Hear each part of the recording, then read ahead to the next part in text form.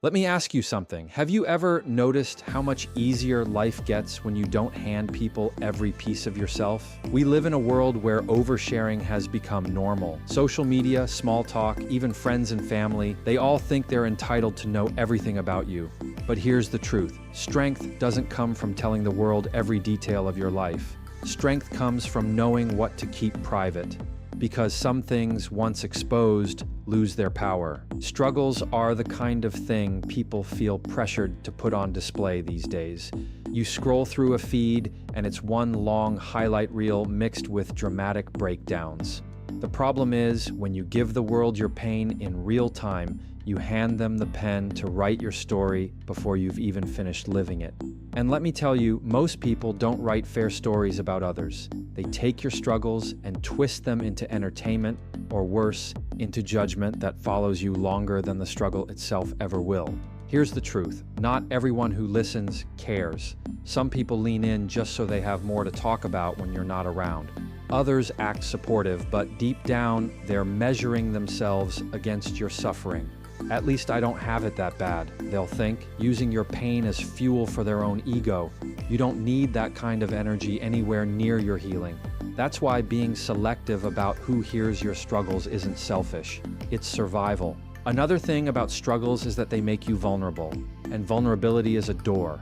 You open that door too wide and the wrong people walk right in. They don't help you, they don't lift you, they just take notes. They collect information about your weak moments and store it for later. Maybe it's a coworker who seems friendly, maybe it's a family member who can't hold water, maybe it's someone who envies you and finally finds a crack. Struggles are real, but they don't belong in every conversation because not everyone deserves that kind of access. Think about it like this. If you're in the middle of a storm, you don't need a crowd of spectators shouting at you from the shore about how you're swimming. You need one or two steady hands that can pull you back to land.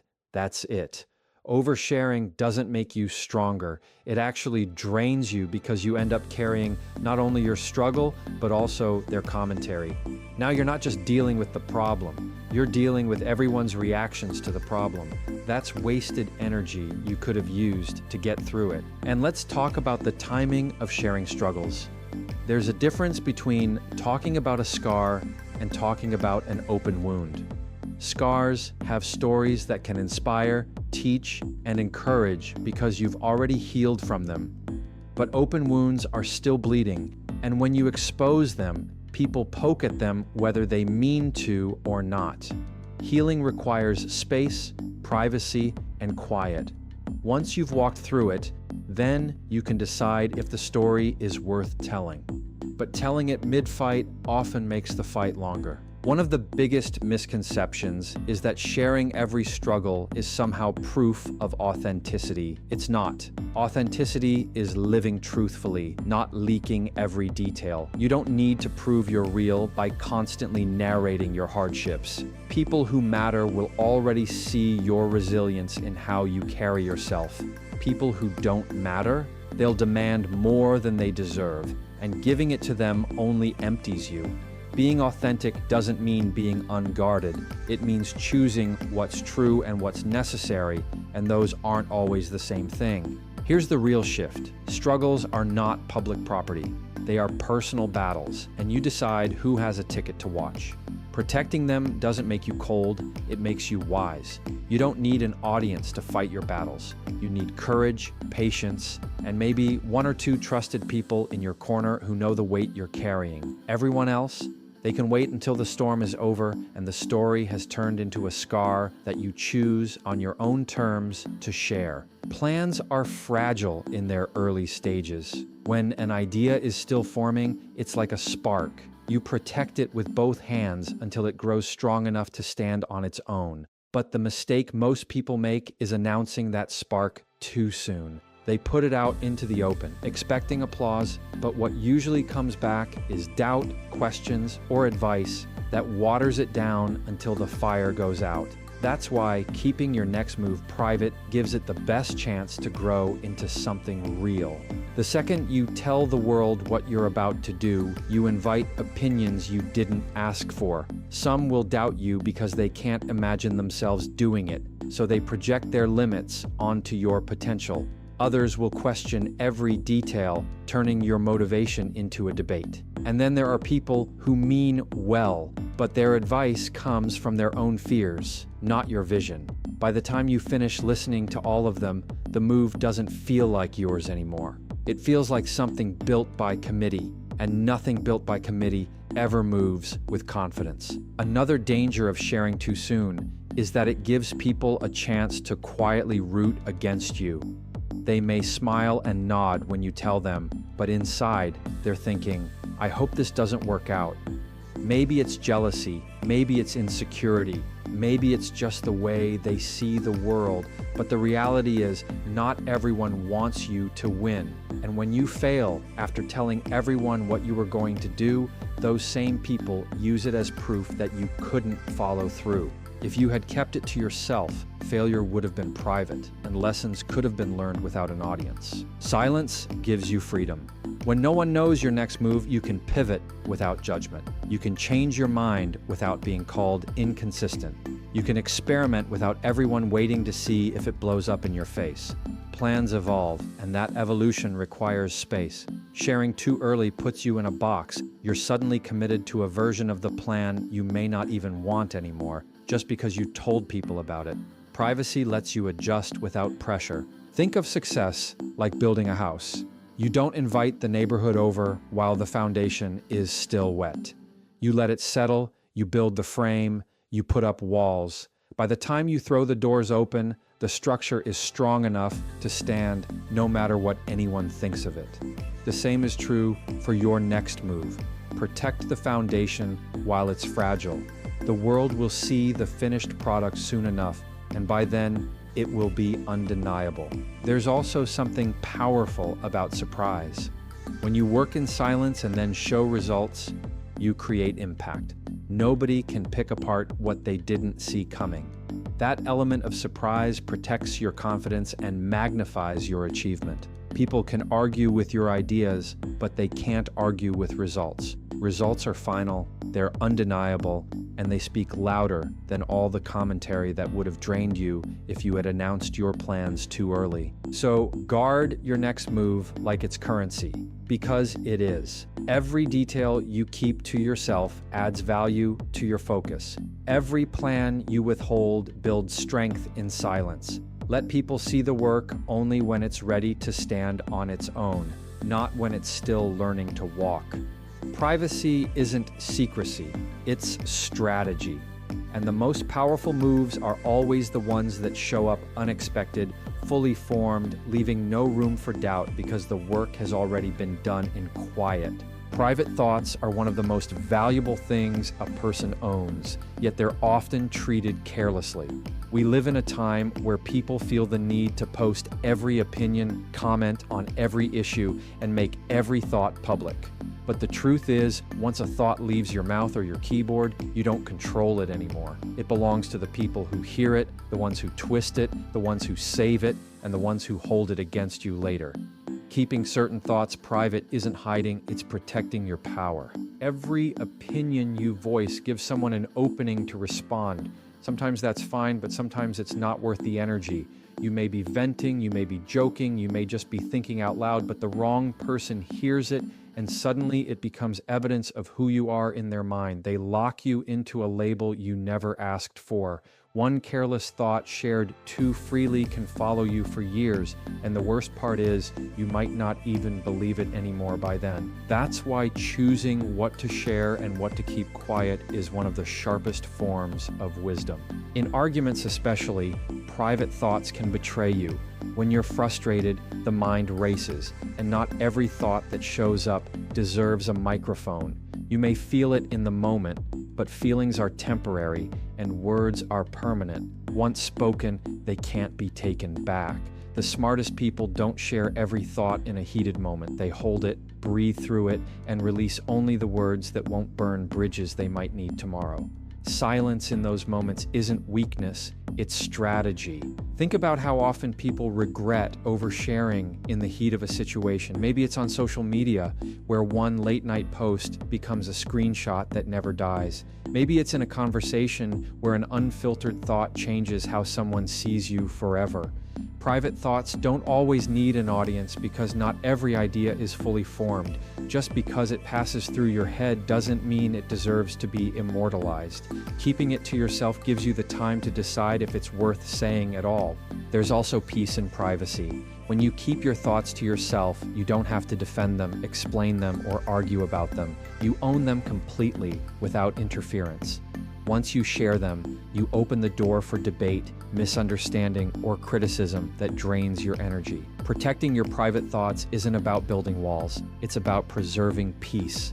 Sometimes the smartest move you can make is letting people wonder what you think instead of telling them outright. And here's something most people miss. Not every thought is meant to be shared because some of them are stepping stones, not destinations. They're half-formed ideas, emotional reactions, or personal reflections that need time to develop.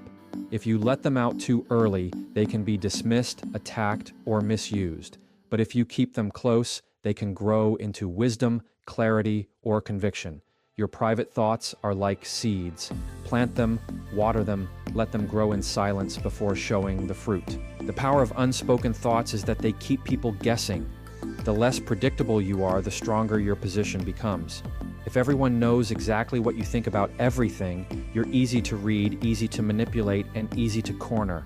But when you hold back, when you keep some of your thoughts private, you remain in control.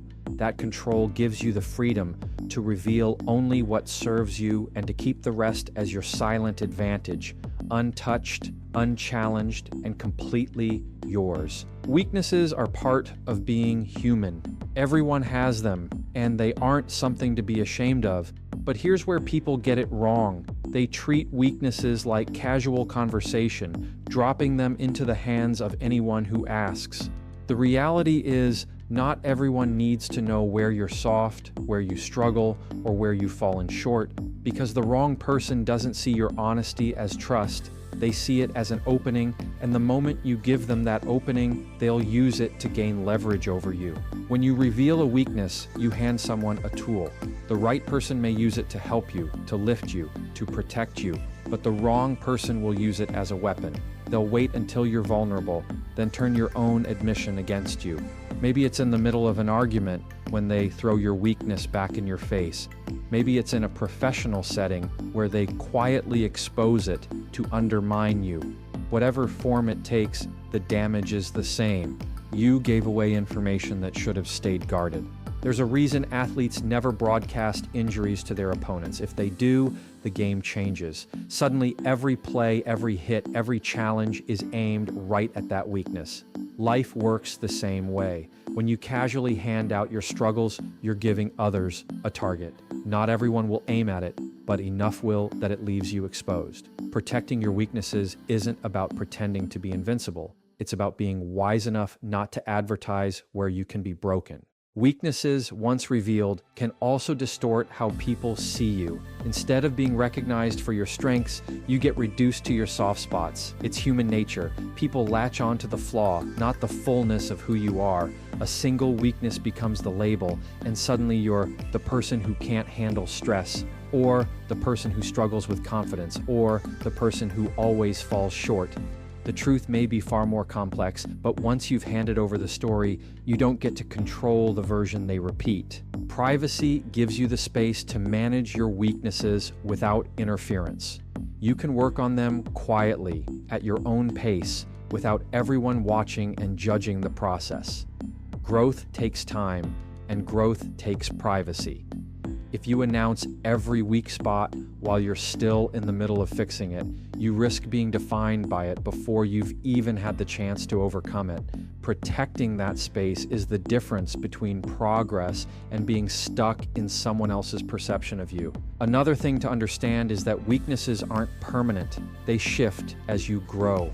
What feels like a weakness today may turn into a strength tomorrow, but only if you give yourself the room to develop it. Sharing it too soon locks it in people's minds as a permanent truth.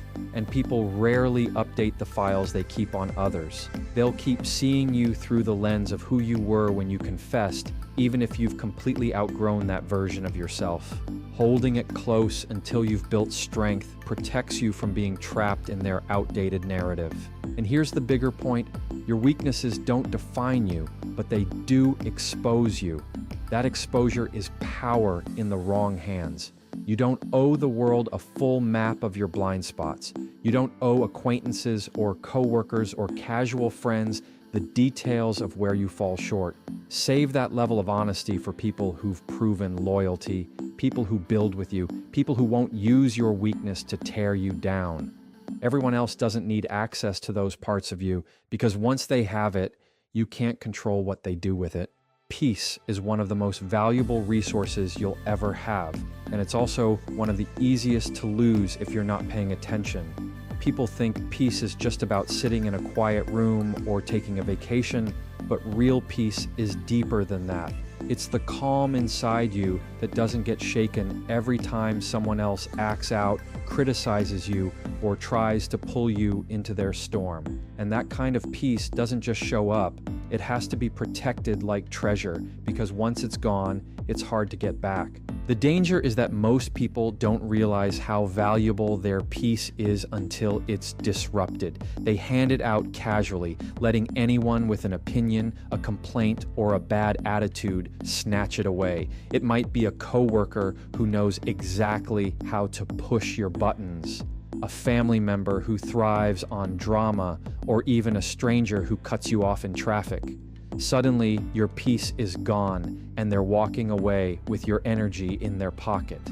The truth is, when you let others steal your calm, you give them control they don't deserve. Protecting your peace starts with boundaries. Boundaries are the invisible lines that say, this is where I stop and you begin. Without them, people will walk right into your space, your time, and your mental health, and they'll take whatever they can. Setting boundaries isn't rude, it's necessary. You can't protect something valuable by leaving the doors wide open. Just like you wouldn't leave your house unlocked at night, you shouldn't leave your peace unguarded for anyone to disrupt whenever they feel like it. Another way to protect your peace is learning the art of silence. Not every comment deserves a response, not every argument needs your participation, and not every insult has to be answered. People bait you into conflict because they know once you're in it, you're no longer calm, you're on their level. But when you stay silent, when you choose not to engage, you win by default. Your calm stays intact, and theirs crumbles because they can't pull you into their chaos. Silence isn't weakness. It's proof that you value your peace more than you value winning an argument. Peace also requires being selective with your environment. Where you go, who you spend time with, what you consume, these all feed or drain your calm. Some spaces are designed to stress you out, some people thrive on negativity, and some habits keep your mind restless. Protecting your peace means recognizing those patterns and stepping away before they drain you dry. You can't keep walking into fires and then wonder why you never feel cool. Protecting peace means choosing people and places that match the calm you want to carry. And let's not forget the role of self-control. Peace isn't just about guarding against outside forces. It's about managing what's inside you, your reactions, your impulses, your thoughts. These can either build your calm or destroy it. Every time you take the bait, every time you explode, every time you spiral into overthinking, you hand away the peace you worked for. But when you pause, breathe, and choose wisely, you remind yourself that your calm isn't cheap. It's earned, and it's worth holding on to. The more you protect your peace, the stronger it becomes. People will notice when they can't shake you, when their chaos doesn't move you, when their negativity slides right off you. And that strength is magnetic. It makes you harder to manipulate, harder to distract, harder to control. Peace isn't passive, it's power. And once you see it that way, you'll guard it the same way you'd guard anything rare, valuable, and life-changing, because that's exactly what it is,